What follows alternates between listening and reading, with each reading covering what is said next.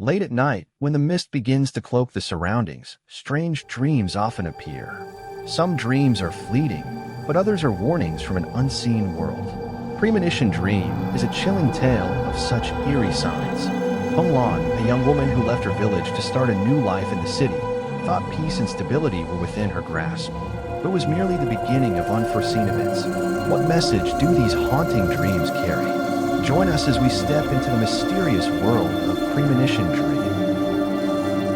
Chapter 1. Hong Lan had walked back and forth dozens of times, but still hadn't gathered enough courage to step into the store named Hong Hui, its bold, raised letters stretching almost across the entire storefront. It wasn't that she was scared, but rather she felt hesitant, a feeling that had been dominating her thoughts. For nearly a month now, with her job application in hand, she had actively sought out opportunities in many places, hoping to find stable employment. However, her hopes were gradually fading, as nowhere seemed willing to hire her. She had even considered going back to her hometown to get married. Just yesterday, she had gone to the station to buy a ticket, but while waiting, she bought a newspaper to pass the time. It was in that paper that she discovered a place looking for help, the very place she had been pacing around, the Hong Hui establishment. At this point, Hong Lan wasn't hoping for the perfect job. She only wished for something that could pay enough to live on, so she wouldn't have to return to her hometown and accept the arranged marriage her parents had set up. She had no love for that man. She would rather be considered an ungrateful daughter than trap herself in a forced family life. With that thought in mind, she left her family behind and fled to this glamorous city to seek a new life. After wandering for a month, she had already spent all the jewelry she had brought with her. If she couldn't find a job in the next few days, she had no idea how she would survive. Lost in thought, she suddenly realized she was standing right in front of the store's entrance. "Excuse me, I'd like to speak with the owner." Inside the large store, there was no one except for a middle-aged man who appeared youthful and elegant despite his age. He was busy with something at his desk at the far end of the store, so it seemed he didn't hear Hong Lan's words. She had to repeat herself, louder this time. "Sir, I'm looking for a job." The man looked up, his eyebrows slightly furrowed. "What did you just say?" Feeling flustered, Hong Lan didn't dare look directly into his eyes. "Is it true that you're hiring for help?" The man responded slowly. "Yes, you've come to the right place." Upon hearing that, Hong Lan's spirits lifted. She quickly stepped forward and placed her job application on the desk. "Here's my application, sir." The man glanced at her and waved his hand dismissively. "No need for all that paperwork. I'm just looking to hire someone who is diligent and loyal." Hong Lan eagerly replied, "If that's all, then I meet the requirements." The man smirked. "Aren't you curious about what kind of work you'll be doing?" Hong Lan blinked, revealing the naive expression of a country girl. "I believe I can do anything if I put in the effort." The man nodded. "That's a good attitude. You can start today." Hong Lan stood there, stunned with joy. "Are you serious?" The man's voice remained cold. "Do you think I'm joking?" "Oh no, I was just afraid I misheard. You really need this job, don't you?" "Yes, because I need to survive. I don't have any relatives to rely on in the city during tough times." "Where are you from?" "My hometown is in the central region. I left my family for personal reasons." She expected him to pry further into her background, but the man seemed disinterested in that and instead got straight to the point. "My shop isn't a place for trading goods. It's an art gallery, a space for people to come and admire the works. Your job will be to watch over the statues and keep them dust-free." Once again, Hong Lan felt a wave of relief at how simple the task seemed. She silently thanked the heavens for their kindness. "So, do you think you can handle it?" Hong Lan nodded eagerly. "Yes, I can." "Then be ready to start tomorrow. Your working hours will be from 7 in the morning to 5 in the afternoon. I'll tell you now, there's one rule. Don't get too curious or step outside your assigned duties." Getting a job meant everything to Hong Lan, so she readily accepted the conditions. "I understand, sir." The man continued, "You can call me Hong Hui. And you are?" "My name is Hong Lan." "Nice name. It has a certain charm." Hong Lan shyly twisted her fingers. "I'm just a simple country girl, sir. Not worthy of such compliments." The man's eyes showed a trace of admiration. "I'm not flattering you. Who says wildflowers aren't as beautiful as those in a garden?" Her cheeks flushed slightly at the compliment from the store owner. For some reason, despite their age difference, she started feeling a sense of fondness for him. She blurted out, "Sir, do you have a big family?" The man gazed at her intently. You've already broken one of the rules on your first day. But fine, I'll tell you, I'm single. Although she had been warned, Hong Lan's curiosity got the better of her, and she continued. You've never been married? The man's face suddenly hardened, his skin twitching. He hissed through his teeth. What makes you think I've never been married? Women, what are they worth anyway? A bunch of ungrateful, fickle creatures. Taken aback by his outburst, Hong Lan wanted to argue back, but remembering her place as a prospective employee, she held her tongue and endured his unexpected anger. Realizing it was partly her fault, she quickly offered an apology. I'm sorry, sir. Hong Hui was about to continue his tirade, but seeing her standing meekly with her head bowed, he reined in his temper. Though his displeasure was still evident, he softened his tone. Just don't give me a reason to be upset again. I understand, sir. No need for such formality. Just call me by my name. You can leave now. Deep down, Hong Lan wanted to linger and inspect her new workplace, but she couldn't come up with a good excuse. Goodbye, sir. I'll come early tomorrow to start work. Hong Hui nodded slightly. See you then. Hong Lan left the Hong Hui store with mixed feelings. She wasn't sure whether she should be happy about finding a job or worried about the man she had just met. In truth, her work at the Hong Hui Gallery turned out to be easier than she had imagined. With more than 20 statues of beautiful women scattered throughout the shop, the first day was a bit tiring as she got used to cleaning them. But after that, she became more efficient, completing her tasks quickly. Since Hong Lan had started working there, Hong Hui rarely showed up at the store, likely busy with other things, she guessed. Excuse me, I'd like to see Mr. Hong Hui. Hong Lan paused her dusting and turned around. In front of her stood a beautiful woman, smiling warmly. Is Mr. Hong Hui here? Without hesitation, Hong Lan replied, Yes, my boss is home. The woman introduced herself. A model DM, huh? I was invited by Mr. Hong Hui to collaborate. Remembering her duties, Hong Lan quickly responded, If Mr. Hong Hui invited you, please come on in. Chapter 2. The model swayed her body, making each step look like a dance. Hong Lan watched her until she disappeared behind the dark glass door, then turned back to continue her usual work. Throughout the afternoon, Hong Lan had been hoping to see the model come out again to catch another glimpse of her graceful movements. However, by 5 o'clock, the glass doors separating the shop from the outside remained closed. Now Hong Lan had to speculate that perhaps the model DM Ha was the boss's mistress. They were likely wrapped up in each other's company, oblivious to the time. Despite her curiosity, Hong Lan didn't dare to approach the glass door and gently push it open to sneak a look. Let them be. What did it have to do with her? It's common for single men and women to have relationships. What was there for her to spy on? Once work was over, she would just close the shop and go home. With this thought, Hong Lan finished writing a few notes to leave on the desk. Strolling down the street, the bustle of Saturday afternoon filled her heart with a sense of joy.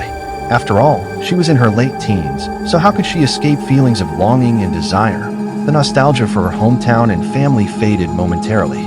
She was thinking about how to create a future for herself in the city where she was hiding. Oh, lost in thought with her new plans, Hong Lan accidentally bumped into a young man waiting for the bus at the station.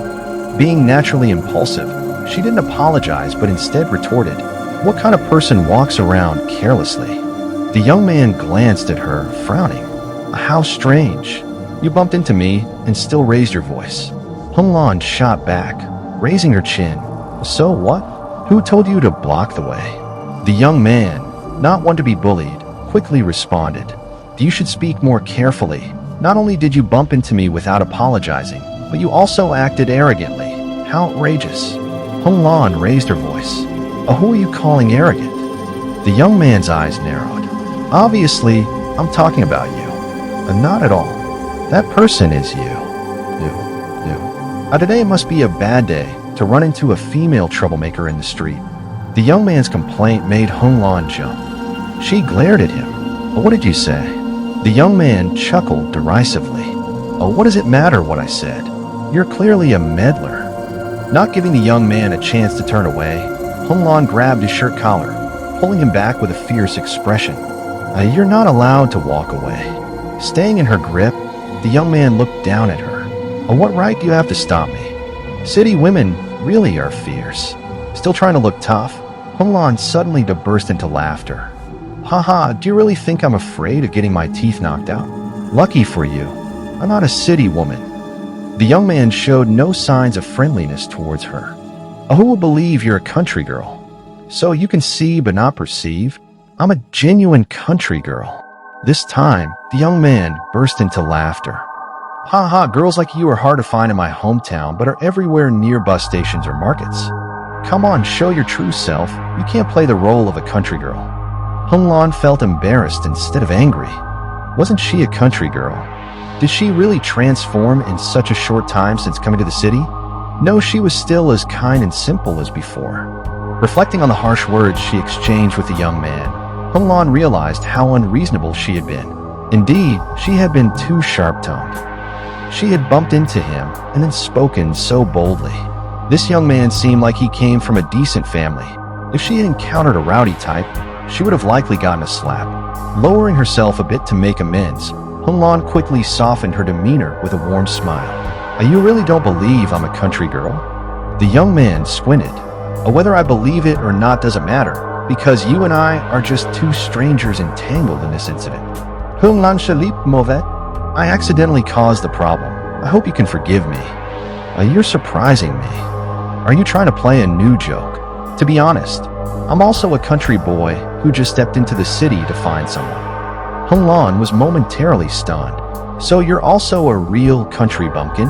Oh, I thought you were a city boy, so I had to pretend to be tough to avoid being bullied. If a deity sees you, they'll run for cover. What can a mere mortal do against you? The girl shyly bit her nails. You're exaggerating. I can be quite lovely too. The young man stuck out his tongue. And yet, just now I felt like you were about to swallow me whole. I'm not that fierce. I just revealed a bit of personality. Your personality gives people goosebumps. Hung Lan felt her face flush. I've already apologized to you. Do you really want to hold on to it? The young man shrugged. I don't have the energy to be angry at a stranger. Goodbye, I'm Busa. Saying that, the young man stepped onto the bus that had just arrived, leaving Hung Lan stunned. But she shouted loudly, You didn't tell me your name. The voice echoed back from the bus. Just to have you call my name every time you're annoyed? Hung Lan wanted to retort, but the bus was already quite far, leaving her only able to stand on tiptoe, watching it disappear. When the bus had vanished down the road, she slowly trudged back to the boarding house, feeling a sense of longing. The face of the young man she had just met lingered in her memory, making Hung Lan think about him constantly. This morning, as soon as Hung Lan arrived at the shop, Mr. Hong Hui stopped her. I'm allowing you to take 2 days off. Hung Lan looked at her boss in surprise. Sir, there's no need for that. I feel perfectly healthy. Mr. Hong Hui's expression turned serious. When I say to rest, you should just rest. Don't act like you're too diligent. But today is the first day of the week. So what? I won't deduct your salary, so why are you in such a hurry? But, no buts. I want to have some peace today. Sir, are you sick? You can think that if you want. But my work outside the shop doesn't affect your rest. Mr. Hong Hui's high forehead creased slightly. I don't want to be disturbed. There might be someone coming to see me. Hung Lan quickly dippity. I won't let anyone in. I'll tell them you're not here. His eyes were fixed on her, making Hung Lan feel uneasy. If you want to work, then stay. But I'm telling you in advance that I don't want to interact with anyone, not even you. Thinking her boss was feeling unwell, Hung Lan didn't care much. After Mr. Hong Hui asked her to buy some food, she began her usual work at the shop. Suddenly, her eyes caught sight of a pair of very new black women's shoes near the glass door leading inside. Was her boss entertaining a woman? No one had come to the shop all morning, yet these shoes appeared here. Curious and surprised, Hung Lan really wanted to know who her boss was talking to behind the dark glass door. Could it be a courtesan? That couldn't be true. Having worked here for a while, she found Mr. Hong Hui very serious, even cold in terms of emotions. To be more accurate, he seemed to have ice in his veins. Since Hung Lan started helping at the shop, she had only seen the model DM not come looking for a boss. But their relationship was probably just work-related. Not thinking further, Hung Lan sat down on her usual chair at the shop. With no customers and silence all around, she began yawning continuously and resting her head on the table. Chapter 3. Hey, could you drape a shawl over me? I don't want to be the shameless one exposing my body for everyone to see. Whose voice is that? Hong Lan perked up her ears to listen, but the sound did not repeat. Perhaps she was dreaming in broad daylight. Just as she was reassuring herself, the hoarse voice of another figure echoed. My legs are so tired, I can't stand like this any longer. Please let me lie down. Oh my, where was this voice coming from when there were only her and dozens of plaster statues standing and sitting around? How strange. Or was the sound coming from a hidden speaker somewhere? As Hong Lan tried to unravel the mystery, she heard, "Oh, I'm not used to being a courtesan. I'm not familiar with the lute and the notes. I've always loved to beautify myself for everyone to admire, especially the men. Yet now, boo-hoo-hoo, I don't like it. I don't like it." Hong Lan truly felt a chill run down her spine, because this was the third time that the voice of some invisible being had clearly reached her ears, not just faintly. She looked around as if to search for someone hidden behind the statues, but she saw nothing at all. At this point, she no longer considered it a strange occurrence. Instead, she felt a sense of fear. Could it be? Countless thoughts rushed in, causing her heart to tighten. Was this shop haunted, or was she being haunted by some event? Unable to determine, Hong Lan shrank back in her chair, covering her face with her hands to avoid seeing what was happening around her. Yet the gaps between her fingers forced her curious eyes to witness a truly horrifying scene. How could Hong Lan not be terrified when she saw the statues moving as if they were real people? Were they not made of plaster? Even though she was certain of that, her mouth fell open, her eyes couldn't close, and her limbs became frozen. Only when a hand grabbed her tightly did she finally gasp and scream. Oh no! Once she calmed down from the fear, Hong Lan found herself toppled over with a chair right next to her desk. Was what just happened real, or had she experienced a dream? Unable to self-assess, she needed to check the positions of the statues again. Hong Lan nervously glanced around the shop, but the statues remained in their original postures and places, not having moved an inch as she had seen with her own eyes. So, had she just dreamt? Hong Lan tried not to believe that and reached out to touch the statue nearest to her. It was completely real plaster, not the soft flesh of a human. Yet just moments ago, they had moved. If it wasn't real, then she must have just had a dream. Rubbing her eyes, the heaviness on her eyelids eased Hong Lan's tension as she confirmed that she had dozed off right during working hours. Fortunately, her boss was holed up at home and hadn't come to the shop. And it was lucky she had dozed off. Otherwise, the event just now would have left her so terrified that she wouldn't dare linger in this bizarre decorative art shop. As usual, every 3 days, Hong Lan repeated the task of cleaning the statues. She counted from 1 to 25 according to the number each statue had. But it seemed the number suddenly increased. Oh, when did the 26th statue arrive? Surely, it must be a new piece created by her boss. Hong Lan paused her work and looked up at the statue with an admiring attitude. It was another beauty, but this statue was truly a masterpiece, from the contours to the posture. Hong Lan silently admired Mr. Hong Hui's creative talent, but she couldn't help but feel puzzled by this unusual man. Despite being a talented artist, Mr. Hong Hui only created pieces to display in his shop and refused to sell them, even though many people were willing to pay high prices. Artists often had eccentricities. Hong Lan thought of her boss this way, even though she always admired the works he created. Not daring to clean the 26th statue roughly, since it was just recently displayed in the shop, Hong Lan lightly dusted it. Little did she know that someone was watching her from behind. Hey, are you satisfied with the work assigned to you? Startled, Hong Lan quickly turned around and forced a bright smile. Yes, the work suits me very well. Mr. Hong Hui approached her, standing in front of the 26th statue, leisurely speaking. Do you find my works pleasing? Hong Lan blurted out a compliment. I have no ability to assess your talent, but if I may, I would call it a masterpiece. Mr. Hong Hui's expression brightened. You're not flattering me, are you? No, what benefit would I get from that? Certainly, my salary won't increase. Mr. Hong Hui's laughter erupted. Oh, ha ha ha, you're quite clever with your words. Seeing you work well, I'm thinking of giving you a bonus. Feeling a surge of happiness, Hong Lan had to restrain herself from showing it outwardly. She maintained a calm demeanor. Thank you for your kindness. I think I'm very lucky to have been accepted to work here. Do you love your job? I love it very much. But there's one thing I find puzzling that I cannot explain. Why don't you sell some of these statues? I think such a large presence will detract from the aesthetic of your shop. Mr. Hong Hui didn't show any displeasure at Hung Lan breaking the rule. Instead, he eagerly explained, "All the works I create possess great artistic value. And when it comes to art, what does money mean compared to it? But you also need to live to create art. Well, you see, I don't lack for anything. You are indeed wealthier than I thought." Mr. Hong Hui's lips pressed together tightly. "You're only seeing the surface." Hung Lan felt a bit offended. "I'm not as superficial as you think. I also know to perceive things with my soul. What kind of person do you think I am?" You are a hard-to-approach, lonely, and reserved person." Mr. Hong Hui's breath grew a bit stronger. "Wow, with your assessment, I truly can't attract anyone."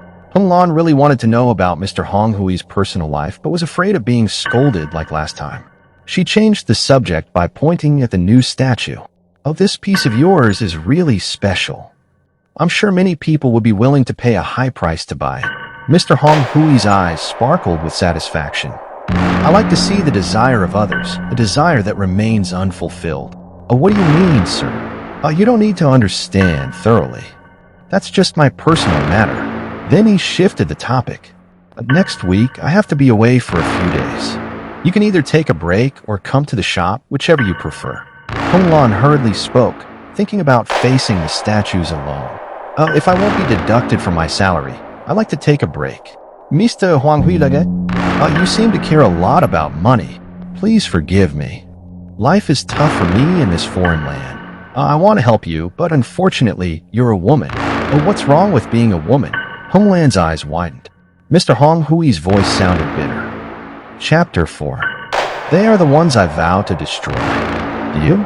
Hung Lan stepped back a few paces, feeling fear, as she saw Ong Hong Hui before her, resembling a wounded beast exuding hatred. "Are you frightened?" Hung Lan shook her head to dispel the fear rising in her chest.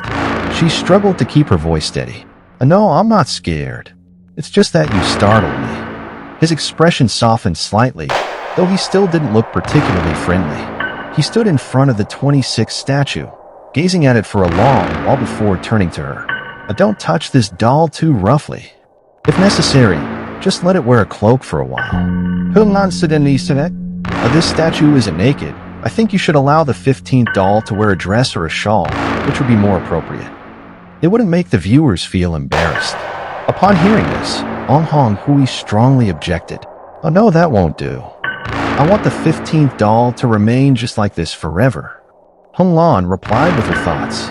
"I have the impression that this is a punishment. Think what you want, as long as you don't do anything against my wishes. Why don't you sculpt male figures and only focus on women? That's the taste that only the creator truly understands. I must say that you are very passionate about women." After saying that, Hung Lan quickly covered her mouth with her hand, realizing that she might anger her boss. Her startled demeanor caused Ong Hong Hui to forget his anger, not allowing it to come out. He looked at her and spoke mockingly. "You're brave to speak, yet you know fear." Hung Lan Mumba, "I apologize." Ong Hong Hui kept his eyes on her. "It seems women often like to make mistakes, only to soothe men with a light-hearted remark like that." Despite being cautious of her boss, Hung Lan retorted, "That's not true. I personally am not the kind of person you describe. You do have that special character. Thank you for your observation." Hung Lan, "Do you have a boyfriend?" Suddenly being questioned about her private life, Hung Lan blushed. "Why do you want to know about my personal life?" "If you don't want to talk, then let it be. It's a private matter, right?" Without waiting for Hung Lan's reaction, Ong Hong Hui walked out of the shop, looking tired. Hung Lan watched him leave, feeling a pity rising in her heart, for she understood that no matter how arrogant and gruff he was still a lonely man lacking the warmth of human connection. As it neared closing time for the shop, Hung Lan suddenly noticed someone hiding behind the 15th statue. She panicked, ready to scream, but was immediately silenced as he rushed out and covered her mouth with his hand. His voice sounded familiar. "You must not scream." Hung Lan trembled and asked, Who are you?" The person restraining her seemed to have a playful intention, as he laughed from behind. "You don't need to know who I am if you want to live to enjoy a beautiful life." Even though she was very afraid of this unexpected dangerous situation, Hung Lan managed to calm herself to find a way to escape. She struggled to move her lips that were firmly held by his rigid hand. Let go of me. I'm going to suffocate. The criminal's words echoed in her ears. Don't worry, you can't die because your beautiful nose is still breathing in oxygen steadily. But what do you want from me? The guy sneered. Of course, I have no intention of coming here to steal these heavy statues. As soon as she heard that, Hong Lan felt a chill run down her spine. She stammered, what do you intend to do to me? The intruder seemed to be quite playful. He loosened his grip on her mouth, lightly caressing her luscious lips. Immediately, he had to pay the price. Ouch. It turned out Hong Lan had bitten his finger, the finger that dared to touch her pristine lips. And thanks to that, she managed to escape his hold. She gasped in shock, realizing that the despicable intruder before her was the young man she had previously encountered and sparred with on the street. Her moment of astonishment was enough for him to regain control over her. But this time she no longer showed fear. Instead, she yelled loudly, "Let me go. Don't you have any other job than to rob?" The young man, holding her, looked blank. When did I rob? If you're not robbing, then what's with this ridiculous game? Hung Lan Hupfet? It's just that you forced me to act like this. Upon hearing his justification, Hung Lan puffed her cheeks and scolded. Who forced you? Who made you?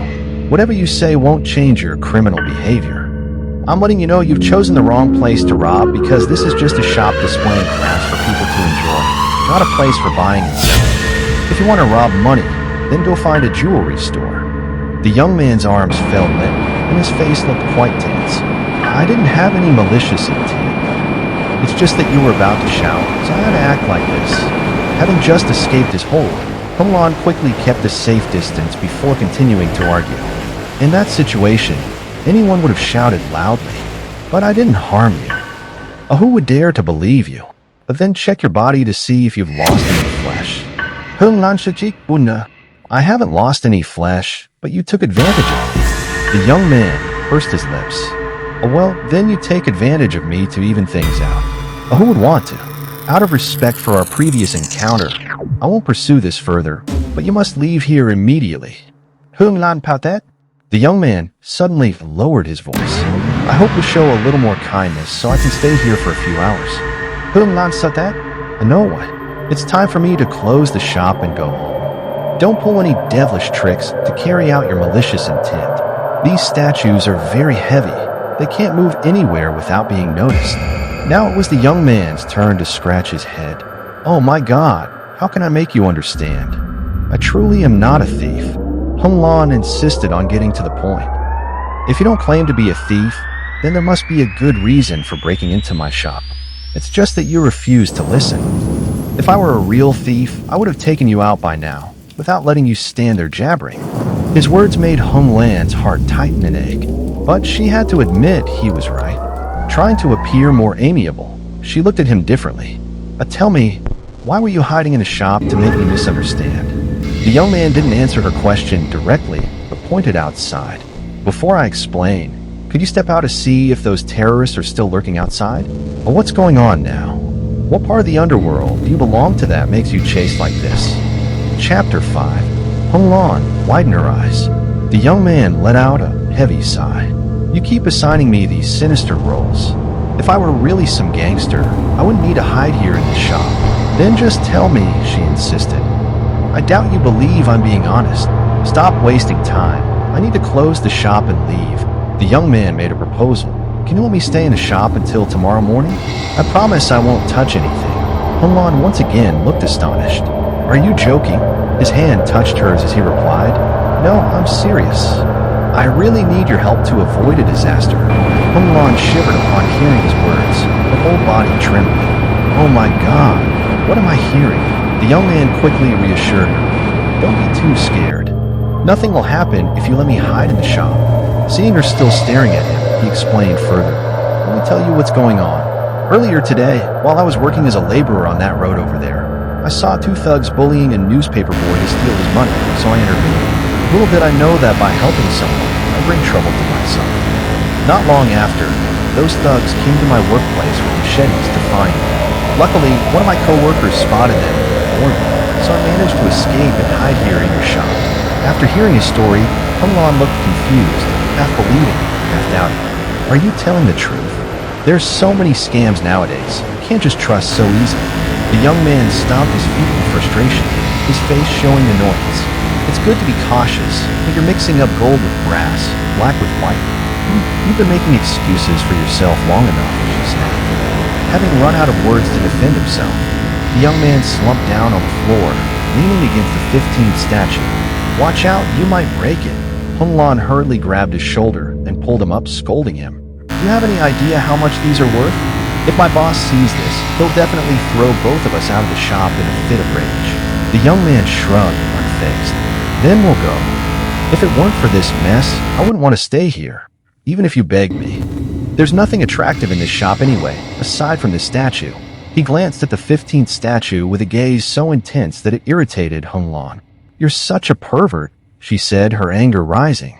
The young man corrected her. Not a pervert, just someone who appreciates art. Appreciates what? Art? It's your stare that's inappropriate, like a goat-eyed lecher.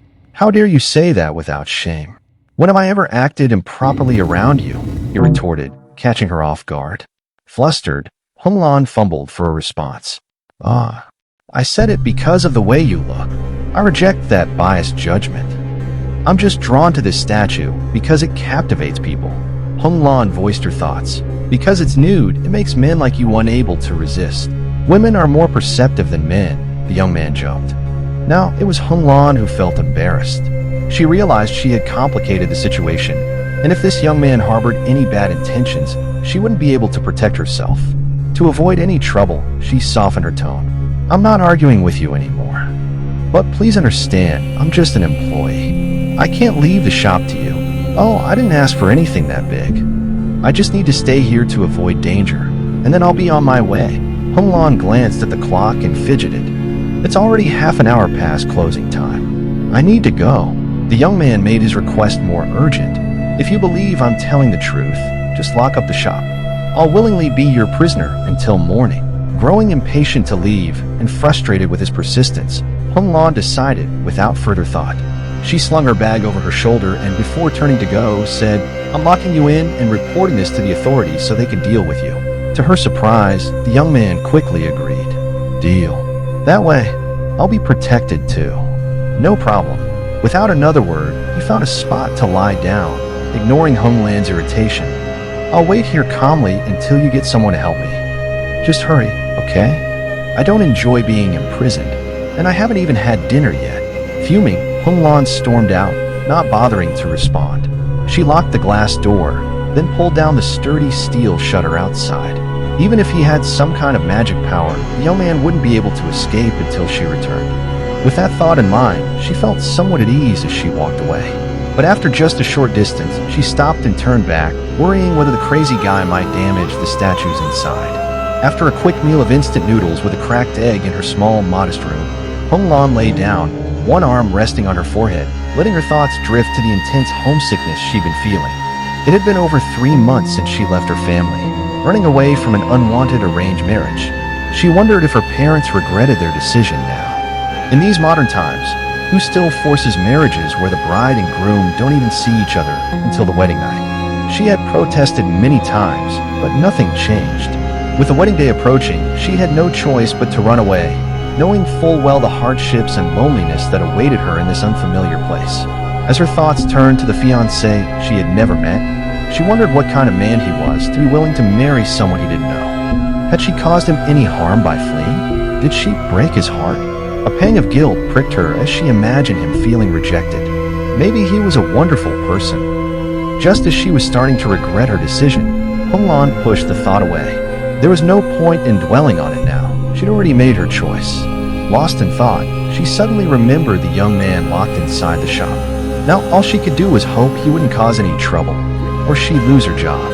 Thinking about how foolish she was to trust someone she just met on the street, she grew more anxious. If Mr. Hong Hui came back early, what would she say? Sitting up in bed, she clasped her hands in prayer, hoping nothing bad would happen. But despite her prayers, she spent the entire night in restless anxiety, waiting for the morning to come. Inside the shop, as the steel shutter fell, Tuan Khan felt like a prisoner, though his jailer was a girl who wasn't even that nice. But never mind, he thought. She had locked him in, and that was a stroke of luck. He knew full well that if he stepped outside, those thugs would surely cut him to pieces. Chapter 7. Hearing this, the girl looked around nervously. What makes you so timid? Tuan Khan sat up and shrank his neck into his shoulders. All night I was locked in this store with just myself and the statues of beautiful women. What do you think I'm afraid of? You're afraid of ghosts. She blurted out. Tuan Khan quickly sat up and clapped his hands together, creating a loud sound. That's right, you hit the nail on the head. Wow, thinking about it gives me the creeps. Who would have thought such a respectable place would have so many ghosts? While the girl shrank back in fear, Tuan Khan made his story even more thrilling. Can you imagine what happened to me last night? It was terrifying. Even someone as brave as I am fell into a deep sleep until morning. Imagine how a timid woman would react. She would surely leave this world. You're not scaring me, are you? Oh, come on. I don't have the energy to scare you with this. How long have you been working here without? The girl seemed to be in a fever. Without what? Without being haunted by ghosts, of course. Forgetting her embarrassment, the girl jumped into Tuan Khan's arms, seeking his protection. Please stop talking, but I have to recount everything to make it a proper story. The girl was on the verge of tears. I don't want to hear anymore. Tuan Khan remained calm. Well, you've already heard part of it, so now you might as well listen to the rest. Without waiting for her to protest, he lowered his voice. It was truly the first time in my life I saw a ghost and heard its voice. It was deep and haunting, as if it came from the underworld. Do you know how much my hair stood on end? Oh, and you've never encountered a ghost, so how could you understand the fear of someone who has? It was terrifying. Oh, those moving shadows surrounded me, their wailing filled with hatred. They lifted me up and then brought me down. They even dared to caress my cheek and pinch my chin, calling me handsome. If she had been calm, the girl would have recognized Tuan Khan's mocking tone. But at that moment, her guts twisted with each of his dramatic words, leaving her with no energy to retort. She felt her legs weaken when Tuan Khan added, I'll leave when I see it's safe outside. Just fear that when I go, you'll be left all alone. Sure enough, as soon as Tuan Khan finished his sentence, the girl collapsed into his arms, her legs giving out. She pleaded, Don't leave me alone. I'm so scared. Tuan Khan supported her with one hand while trying to maintain a distance so she wouldn't press too closely against him. He pretended to speak sternly, but you just chased me away. The girl clung to him. I've changed my mind. It's daytime. Ghosts won't dare show their faces to scare humans. Just calm down. How can I be calm after what you just said? I just told you what I saw. I didn't make it up to scare you. But you've scared me. Tuan Khan's eyes sparkled with mischief. And yet, just a day ago, I thought you were as fierce as a tiger. The girl conceded. A tiger or a rabbit, doesn't matter. I helped you yesterday, and now you owe me. Tuan Khan scratched his head. That's scary. If you want me to stay here to watch for ghosts until evening, you must give me something to eat. My stomach is growling loudly. I spent all night awake because of it, and now I'm being haunted by ghosts. The girl's eyes widened. You really haven't eaten anything since yesterday? Why would I lie? I remember subtly hinting to you about needing to eat dinner, but you didn't bother to come back. I didn't have time to worry about your empty stomach. Truly inconsiderate. If I had died of hunger here last night, you would regret it for the rest of your life. I would certainly come back as a ghost to haunt you. That's why God doesn't let you fulfill your wishes. After all, no one dies from not eating for one day. The girl mustered all her courage to maintain a minimum distance from Tuan Khan. She ignored her usual cleaning tasks and looked eager. Let me buy you a bowl of hot pho. There's a great beef pho place nearby. As soon as he heard pho, Tuan Khan's mouth watered. He urged her, You need to go right away. If you delay even a little, there might be a murder now. The girl's first smile of the day blossomed. I'm not scared if you die. I'm just afraid of other ghosts pretending to be you. He felt that was a remark full of affection. But sadly, Tuan Khan was focused solely on the rich broth and tender beef slices of the pho he was about to eat. After finishing his bowl of pho, Tuan Khan felt like he had just downed a miracle potion. He felt more agile and in a better mood. Can I ask you something? What's your name? As she sat watching the young man slurping his noodles, Hong Lan quickly glanced away. Why do you need to know? Remember, I asked for your name before, and you didn't bother to tell me. Back then was different. We only met on the street and then went our separate ways. It's still the same now. What do we have between us that we need to know each other's names? Why not? The current situation is very different from our first meeting. Haven't we become closer? Hung Lan rolled her eyes. Closer? Don't think that because I bought you, foe. I like you. The young man shrugged dramatically. The secrets in each person's heart are invisible. Your fickle attitude reveals everything. Hung Lan got up from her seat, her face flushed with embarrassment. You're such a smooth talker. Any girl who falls for you is bound for a lifetime of misfortune. That's why I have to run away from women like you. If not, I wouldn't have ended up in this predicament. I know the hardships, but I dare not go back. So I'm meeting a guy who has just started practicing being a vagabond.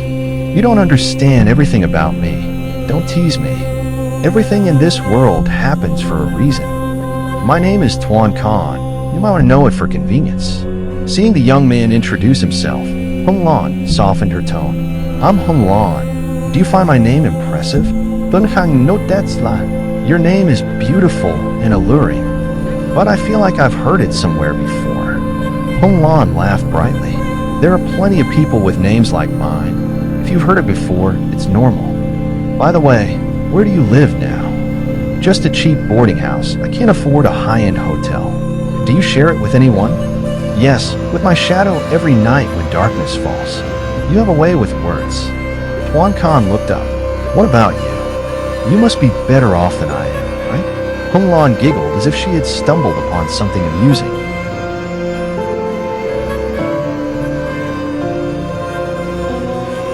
Thank you for watching the first episode. We hope you had some thrilling and exciting moments. There are many surprises waiting ahead, and we will continue to explore the mysteries together. If you enjoyed this video, don't forget to like and subscribe so you won't miss the next episode.